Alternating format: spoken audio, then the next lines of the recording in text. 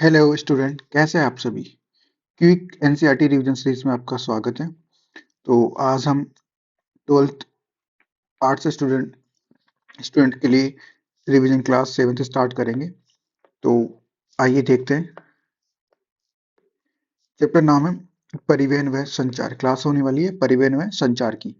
तो इसमें क्या क्या पढ़ने वाले हैं। तो परिवहन व संचार को दोनों अलग अलग पार्ट्स में पढ़ेंगे। हम देखेंगे परिवहन क्या है, परिवहन के प्रकार कौन कौन से हैं और उन प्रकारों का विभाजन किस आधार पर किया गया है। 3 आधार है, स्थल, जल और वायु। स्थल को भी बांट रखा है सड़क परिवहन, रेल मार्ग और पाइपलाइन। ठीक है, और इस जल को भी बांट रखा है अंतर महाद्वीपीय, अंतर महाद्वीपीय। वायु को अंतरराष्ट्रीय और घरेलू या राष्ट्रीय आधार पर। विश्व के दृष्टिकोण के आधार पर हम पढ़ेंगे रेल मार्ग को, समुद्री महामार्ग, आंतरिक जल मार्ग। इसके अलावा हम पढ़ेंगे नौ परिवहन, इसी का पार्ट है ये। ठीक है, और पार्ट बी संचार कम्युनिकेशन जो पढ़ेंगे उसमें उपग्रह संचार क्या होता है, साइबर स्पेस इंटरनेट क्या है और उसकी इंपॉर्टेंस, उसकी रिलेवेंस, उसकी महत्वता क्या है। इसके अलावा लास्ट टॉपिक देखेंगे डब्ल्यूटीओ, विश्व व्यापार संगठन। तो वो क्या है, कब बना था, क्यों बना था और इसका पर्पस क्या है। इन सभी चीजों के बारे में पढ़ेंगे। तो आइए स्टार्ट करते हैं हमारा टॉपिक परिवहन एवं संचार। टॉपिक हमारा कौन सा, परिवहन एवं संचार। तो देखिए परिवहन क्या होता है। परिवहन होता है एक स्थान से दूसरे स्थान पर जाना और किन किन वस्तुओं को ले जाना, वस्तुओं सेवाओं का आदान प्रदान। पर एक जिस प्रक्रिया के द्वारा हो रहा है वो, देखो आदान प्रदान में ही व्यापार भी होता है। और लेकिन इसमें ध्यान रखने वाला पॉइंट क्या है कि एक व्यक्ति को दूसरे स्थान पर ले जाया जा रहा है, जिसके माध्यम से ले जाया जा रहा है वो है ट्रांसपोर्ट, वो है परिवहन। आई होप कि आप समझ पाए होंगे। तो परिवहन से तात्पर्य है कि व्यक्तियों व वस्तुओं को एक स्थान से दूसरे स्थान पर वहन करने की जो सेवा या प्रक्रिया सुविधा है उसे ट्रांसपोर्ट या परिवहन कहा जाता है। आगे और भी देखते हैं।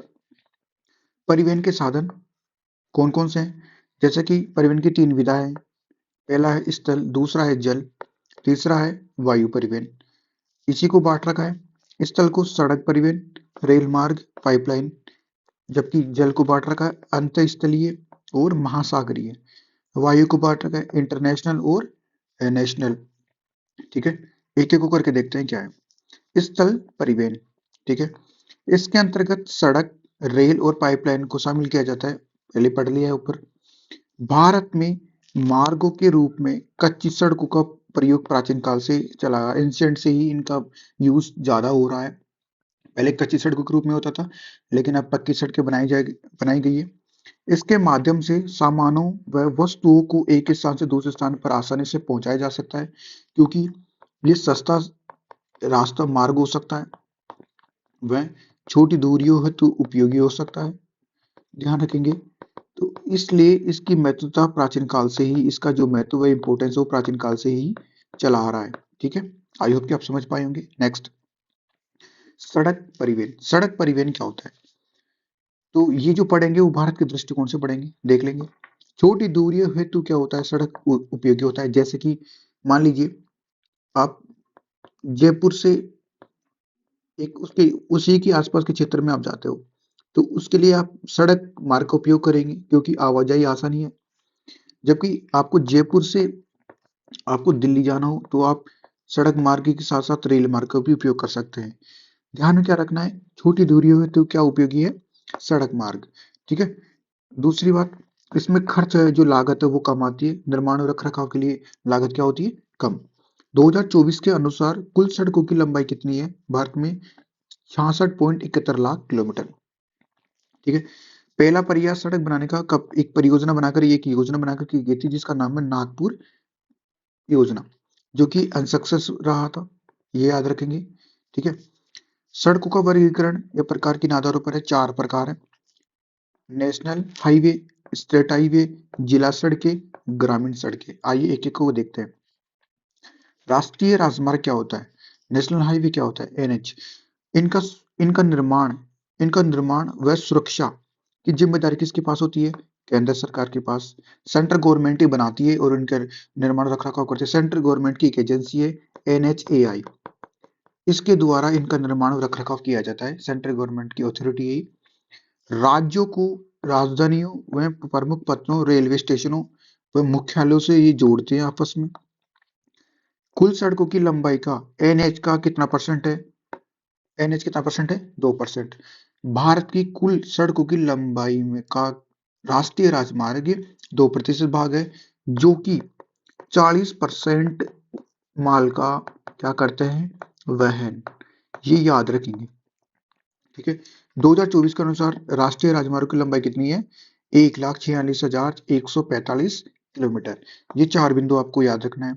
राष्ट्रीय राजमार्ग में 2 परियोजनाएं हैं, ध्यान रखेंगे। पहली है स्वर्णिम चतुर्भुज महामार्ग, दूसरी है उत्तर दक्षिण में पूर्व पश्चिम। ये याद रखेंगे। आइए देखते हैं ये क्या है एक एक को।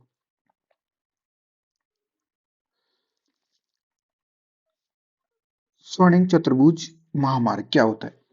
तो देखिए, ये बड़ी सड़कें हैं, ये राष्ट्रीय सड़कें हैं जो दिल्ली को मुंबई, मुंबई को चेन्नई, चेन्नई को कोलकाता और कोलकाता से वापस दिल्ली, ये 4 महानगरों को जोड़ती है। इसकी टोटल लंबाई है 5,846 किलोमीटर। ठीक है, 4 महानगरों को जोड़ रही है। कौन कौन सी? दिल्ली, दिल्ली से आपका मुंबई यानी कि महाराष्ट्र, महाराष्ट्र को चेन्नई यानी कि तमिलनाडु से जोड़ रही है, तमिलनाडु कोलकाता यानी कि वेस्ट बंगाल से जोड़ रही है। क्लियर हो गया? नेक्स्ट, उत्तर से दक्षिणी। उत्तर से दक्षिणी को समझने की इसी इसी मैप में समझेंगे और आप मैप बनाकर आंसर करेंगे तो ज्यादा सुटेबल होगा। कैसे? उत्तर से दक्षिण बोला है तो श्रीनगर से होते हुए आपका ये कन्याकुमारी जा रहा है। पूर्व में आपकी सिलचर असम से लेकर पोरबंदर गुजरात तक है। तो ये महामार्ग कौन सा हो गया? पूर्व से पश्चिम में। स्थान याद रखेंगे, जम्मू कश्मीर से लेकर श्री कन्याकुमारी तमिलनाडु तक, जबकि पूर्व में सिलचर असम से लेकर पश्चिम में पोरबंदर गुजरात तक। क्लियर हो गया? चलो आगे बढ़ते हैं। राज्य राजमार्ग, इनका निर्माण व रखरखाव कौन करता है? राज्य सरकार। जबकि राष्ट्रीय राजमार्ग को कौन करता है? केंद्र सरकार। ठीक है, ये राज्य राजमार्ग मुख्यालयों, राजधानी, राज्य की राजधानियों से आदि से जुड़े होते हैं आपस में। कुल सड़कों की लंबाई का ये कितना परसेंट है? 4%। ये याद रखेंगे। नेक्स्ट है जिला सड़कें। एक जिले को दूसरे जिले से जोड़ने वाली सड़कें होती है। ठीक है, ग्रामीण क्षेत्रों को शहरी क्षेत्रों से जोड़ती है या शहरी क्षेत्र ग्रामीण क्षेत्र से जोड़ती है। इनका निर्माण प्रधानमंत्री ग्रामीण शहरी सड़क योजना के द्वारा किया जाता है। कुल सड़कों की लंबाई का कितना परसेंट है? 14%। ये डेटा याद रखना है। नेक्स्ट, ग्रामीण सड़कें। कुल सड़कों की कितना है? देखो, राष्ट्रीय सड़क 2%, स्टेट सड़क यानी कि स्टेट हाईवे कितना है? 6%, सॉरी 4%। ठीक है, उसके बाद में 14% कौन सी है? जिला सड़कें। तो ये टोटल कितना हो गया? 20%। इसके अलावा ग्रामीण सड़कें कितनी है? 80। क्लियर हो गया? आ जाओ। ग्रामीण क्षेत्रों को नगरों से जोड़ती है। इनका निर्माण प्रधानमंत्री ग्रामीण सड़क योजना के द्वारा किया जाता है। आई होप कि चारों वर्गीकरण आपको अच्छे से समझ में आए होंगे। डायग्राम को आपको ध्यान में रखना है। ठीक है, नेक्स्ट टॉपिक है हमारा रेल परिवहन। ठीक है, रेल परिवहन को जो लाइनें पटरियां होती है उनके बीच में गैप कितना होता है? तो सबसे बड़ी बड़ी लाइन होती है, 2 पटरियों के मध्य गैप, ये गैप कितना है? 1.5 मीटर से अधिक। डायग्राम से समझते हैं थोड़ा सा। 2 पटरियां बनाई, 2 पटरियों के मध्य गैप कितना है? 1.5 मीटर से अधिक। तो ये कौन सी हो गई? Metre line. जिस जिस पटरियों के बीच में गैप 1.44 मीटर होगा तो वह कौन सी है? मानक लाइन। जिस पटरियों के बीच में 1 मीटर का अधिक गैप होता है, 1 मीटर या 1 मीटर से कम गैप होता है, तो उसे कौन सी है? Metre line. ये 2000 PYQ 2024 में पूछा है। ठीक है, नेक्स्ट, लंबी दूरियों को तय करने हेतु वह वस्तुओं और व्यक्तियों को एक स्थान से दूसरे स्थान पर ले जाने का सस्ता साधन है रेल परिवहन। ये याद रखेंगे। मेरा सवाल आपसे ये है मेरा सवाल आपसे ये है कि रेल परिवहन सड़क परिवहन की तुलना में, सड़क परिवहन की तुलना में सस्ता व तीव्रतम साधन क्यों है? इस सवाल का जवाब आप सोचेंगे। समझ में आ गया? सवाल ढंग से पढ़ लेंगे आप और इस सवाल के बारे में आप सोचेंगे। ठीक है, नेक्स्ट आगे बढ़ते हैं।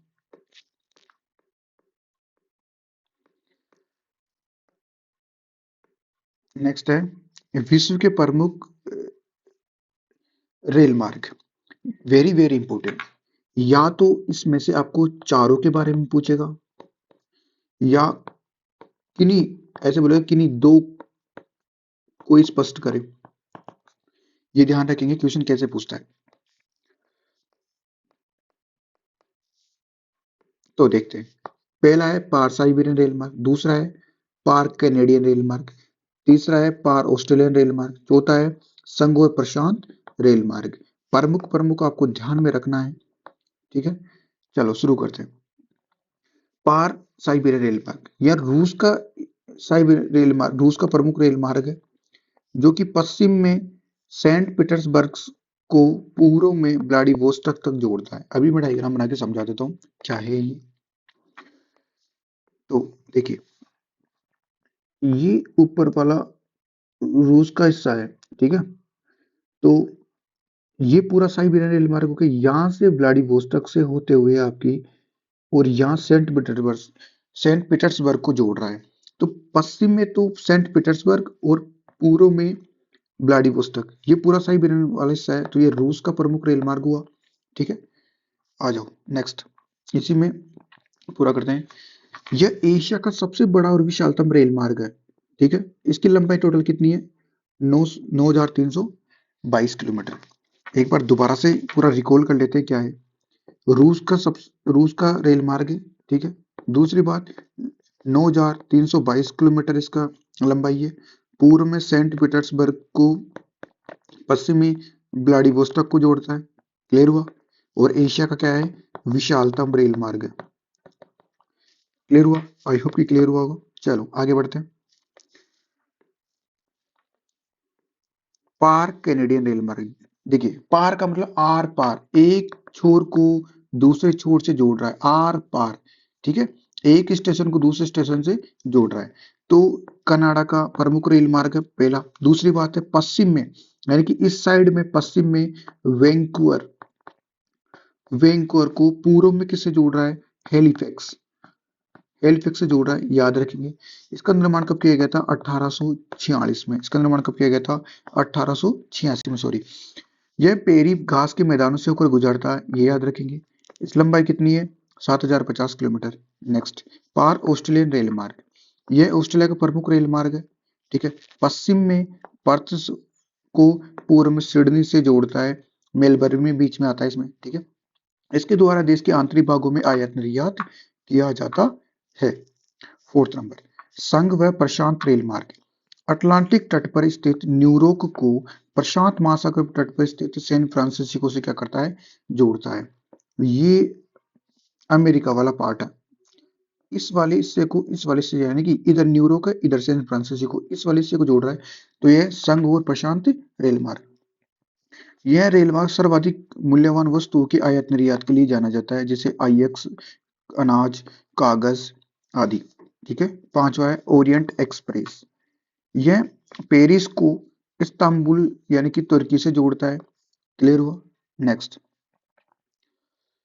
ये दोनों के मध्य, पेरिस और इस्तांबुल यानी तुर्की के मध्य 10 दिनों का समय घटकर कितने घंटों का हो गया है? 96 घंटों का हो गया है। ये लाइन याद रखेंगे। ठीक है, लास्ट बी पार्ट है हमारा जल मार्ग। स्थल परिवहन पूरा हो चुका है हमारा। अब जल परिवहन देख लेते हैं। यह परिवहन का एक क्या है? प्रकार है, सस्ता भी है और आसान साधन भी है। और ये ध्यान रखेंगे, ये भी प्राचीन काल से महत्व बनाए रख रहा है, यानी कि प्राचीन काल से इसका क्या हो रहा है? उपयोग। क्लियर हुआ? नेक्स्ट, इसका विकास प्राचीन काल से हो रहा है। ठीक है, नेक्स्ट, समुद्री महामार्ग, इसी का पार्ट है समुद्री महामार्ग। समुद्री महामार्ग में परिवहन अनेक दिशाओं में किया जा सकता है, बिल्कुल सही बात है।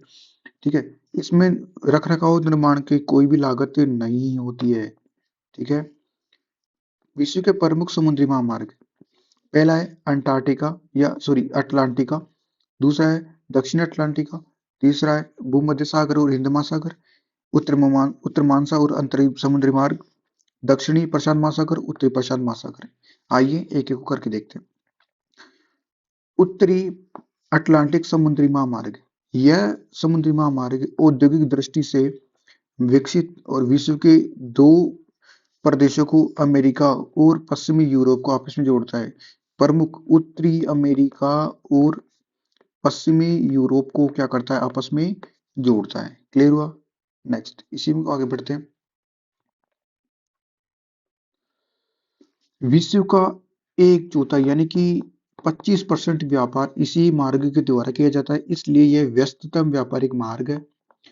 इसलिए इसे किस नाम से जाना जाता है? वृहद ट्रंक मार्ग। Very very important. ठीक है। विश्व का सर्वाधिक प्रयोग में लाया जाने वाला क्या है? मार्ग। यहां से पीवाईक्यू में पूछ रखा है कि वृहद ट्रंक मार्ग क्या है 1.5 नंबर में, तो हमें तैयार रहना है कि कैसे भी क्वेश्चन पूछे आंसर यही रहने वाला है। दक्षिणी अटलांटिक समुद्री मार्ग क्या है?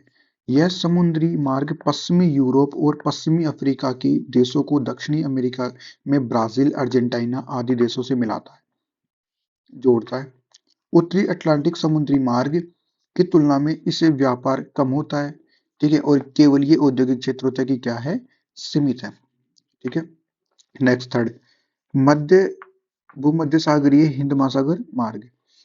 यह मार्ग विश्व के हृदय कहे जाने वाले स्थानों से गुजरता है। इस मार्ग से स्वेज नहर से व्यापार दूरी को कम कर दिया है। जब से स्वेज नहर का निर्माण हुआ है, जब से व्यापार भूमध्य सागर से होते हुए लाल सागर से होते हैं, क्योंकि स्वेज नहर भूमध्य सागर और लाल सागर को जोड़ती है। तो भूम तो हिंद महासागर से जाने वाले देश लाल सागर से होते हुए स्वेज नहर को पार करके भूमध्य सागर में जाकर और पश्चिमी यूरोप के देशों से क्या करते हैं? व्यापार। तो आसान बना दिया है स्वेज नहर के निर्माण ने व्यापार को। उत्तरमांसा अंतरीप समुद्री मार्ग क्या है?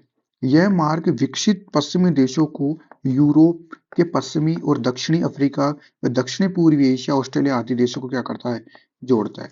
चारों आपको याद रखना है अच्छे से, और ये रिवीजन सीरीज है इसलिए हम फास्ट फास्ट पढ़ रहे हैं। ठीक है।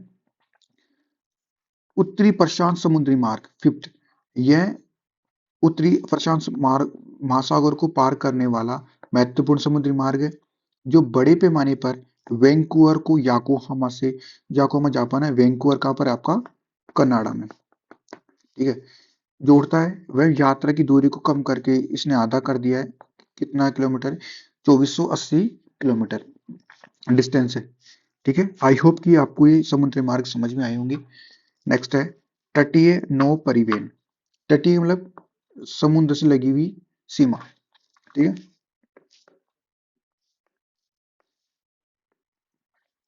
यह जल परिवहन का एक सस्ता साधन है, बिल्कुल। यह समुद्र में दूसरे देशों को जोड़ने का कार्य करता है। तटीय नौ परिवहन किसी भी देश को एक प्रमुख तटरेखा क्या करता है? प्रदान करता है। नौ परिवहन नहरें, पनामा और सुएज नहर, वेरी वेरी इंपॉर्टेंट है। 3 स्टार लगा लेंगे, वेरी वेरी इंपॉर्टेंट है दोनों नहरें। तो पीवाई को 2024 में पूछ भी रखा है। सुएज नहर देखो कहाँ स्थित है? मिस्र देश में स्थित है। ठीक है, अधिकार किसका है इसके ऊपर? मिस्र का ही अधिकार है। लेकिन उपयोग, सर्वाधिक उपयोग कौन करता है इसका? यूके यानी कि इंग्लैंड करता है। उद्देश्य क्या है? इसका निर्माण 1869 में किया गया था। मिस्र के उत्तर में पोर्ट सईद और दक्षिण में स्थित पोर्ट सुएज के मध्य किया गया था। वेरी वेरी इंपोर्टेंट, लाल सागर और भूमध्य सागर को जोड़ती है। 1 नंबर का सवाल बना सकता है, याद रखेंगे। सुएज नहर किन दो महासागर को जोड़ती है? लाल सागर व भूमध्य सागर को। ठीक है, आओ नेक्स्ट। इसकी लंबाई है 160 किलोमीटर। इसकी लंबाई कितनी है? 160 किलोमीटर। गहराई कितना गहरा है? 10 से 12 मीटर। 10 से 12 मीटर गहरी है। इसको पार करने में कितना समय लगता है? 10 से 12 घंटे लगते हैं इसको पार करने में। इसके ऊपर टैक्स, हम इसमें टैक्स देना पड़ता है पार करने के लिए। ठीक है, उसका उपयोग कौन करता है? इंग्लैंड करता है, यूके करता है। हमने देख लिया है। ठीक है, चलो पन्ना मंडल देख लेते हैं क्या है। पीवाई के 2015, 2017 और 2024 से पूछ रखा है, तो इस साल पूछने की संभावना अभी है, ध्यान रखेंगे। यह पनामा नहर में स्थित है। आपको पता है कि उत्तरी अमेरिका और दक्षिणी अमेरिका के मध्य स्थित है ये। ठीक है, तो कहाँ पर? इसे पनामा नगर में। इसका उद्देश्य पूर्व में अटलांटिक और प्रशांत पश्चिम में प्रशांत महासागर को जोड़ना है। ठीक है, देखो जैसे इस वाले इलाके में तो क्या है, इस वाले इलाके में तो प्रशांत महासागर है और इस वाले इलाके में अटलांटिक महासागर है और ये अमेरिका के मध्य यहाँ पर स्थित है। तो इस वाले इलाके को यहाँ से जोड़ रही है। क्लियर हुआ? चलो आगे बढ़ते हैं।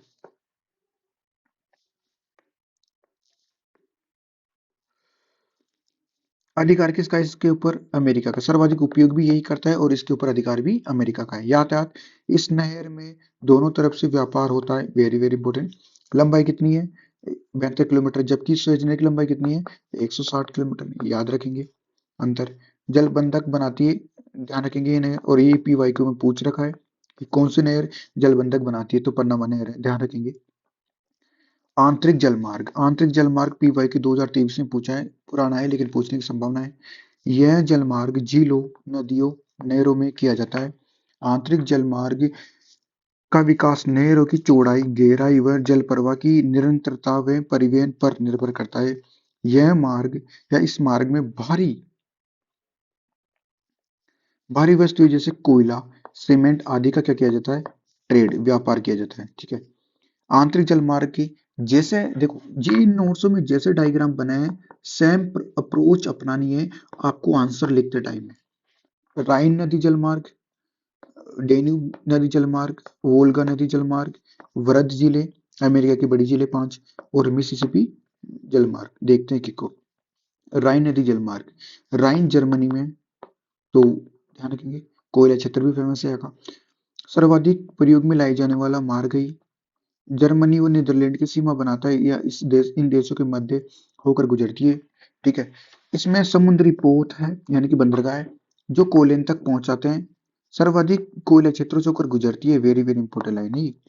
जर्मनी का कोयला रूट क्षेत्र, प्रति वर्ष 20,000 समुद्र जलयान गुजरते हैं। ठीक है, याद रखेंगे। ठीक है, नेक्स्ट।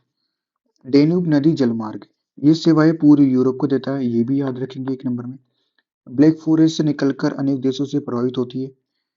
फोर्थ, थर्ड, वोल्गा नदी, ये रूस में स्थित है, ये यानी कि रूस को अपनी सेवा देती है। ये याद रखेंगे कि सेवाएं कहाँ प्रदान करती है।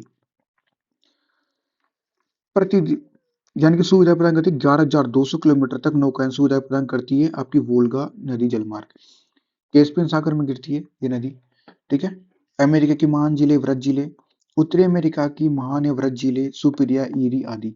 इनको होम्स, एक ट्रिक है, इसके नाम से जाने जाते, पांचों झीलें हैं, तो ये याद रखना। ठीक है। ये आंतरिक जलमार्ग की सुविधाएं प्रदान करती है। मिसिसिपी जलमार्ग, ये अमेरिका को अपनी सेवाएं प्रदान करती है, ये याद रखेंगे। ये लंबे स्टीमर तथा इस मार्ग के द्वारा मिनियापोलिस तक जाते हैं। यूएसए के आंतरिक भागों को दक्षिण में मेक्सिको की खाड़ी से क्या करती है? जोड़ती है। ठीक है। देखो आई होप कि मैं ये मान के चल रहा हूँ कि आप ऑलरेडी सब कुछ पढ़ रखे हैं। इन क्लासेस का पर्पस आपका मात्र रिवीजन है कि आपको इनको 1.5 की स्पीड में देखिए ताकि जल्दी जल्दी सुनने से ज़्यादा याद होता है। देखते रहो और याद करते रहो फटाफट। ठीक है। नेक्स्ट टॉपिक है वायु परिवहन। यह तीव्रतम साधन है, फास्टेस्ट साधन है और महंगा भी है। अगर आपको जल्दी एक स्थान से दूसरे स्थान पर पहुंचना है, तीव्रतम गति से पहुंचना है, ठीक है, तो आप वायु परिवहन का उपयोग कर सकते हैं, लेकिन बेशर्त है यह महंगा होगा। ठीक है।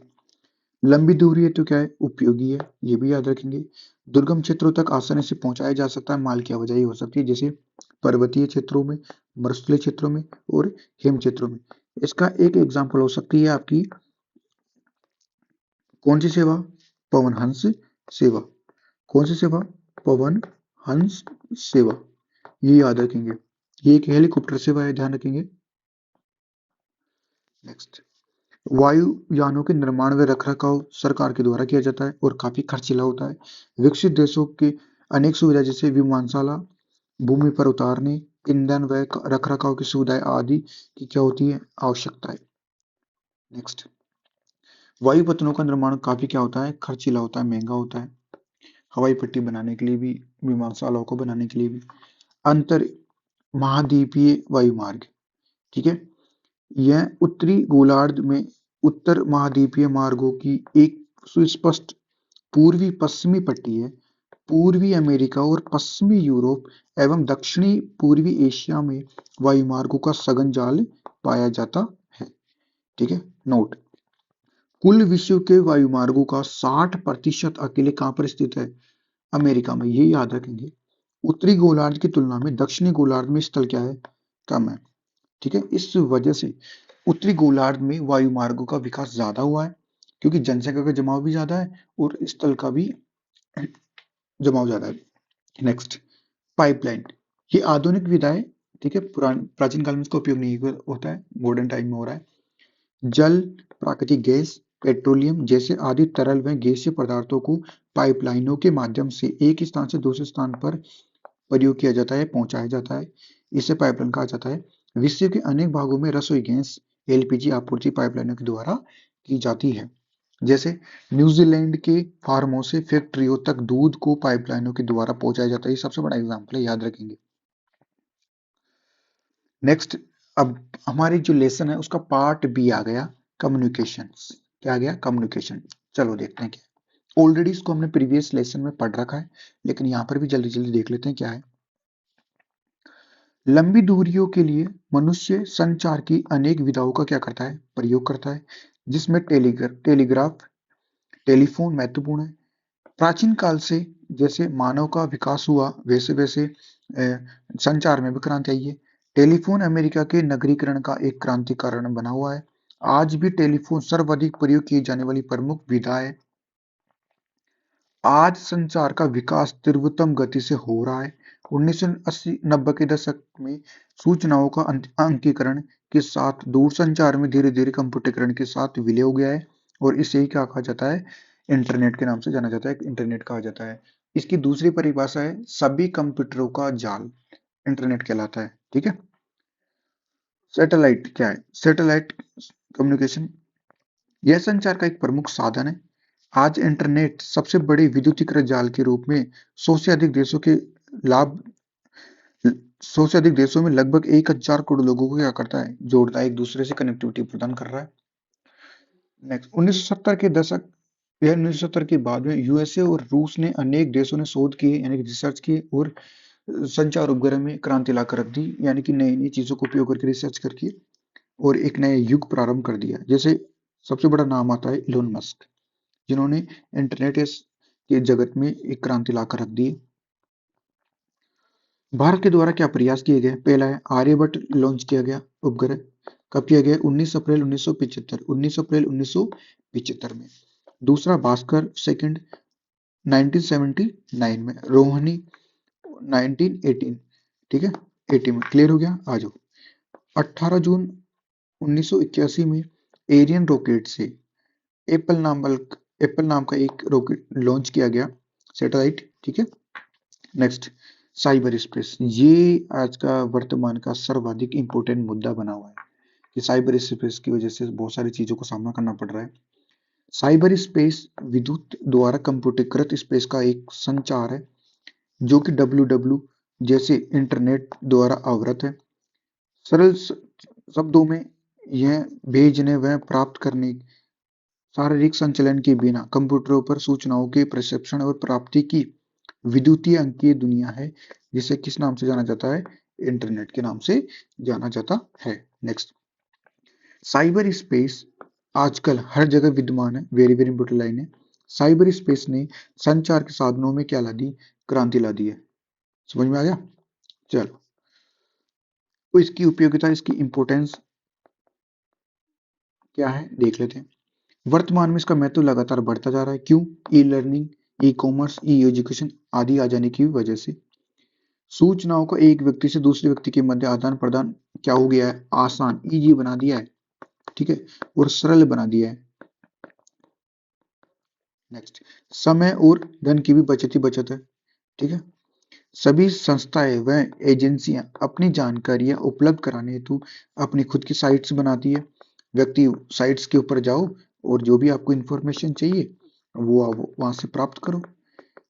आजकल देखिए साइबर स्पेस ने कितना, हर चीज को कितना इजी बना दिया। आई होप कि आपको चैप्टर समझ में आया होगा।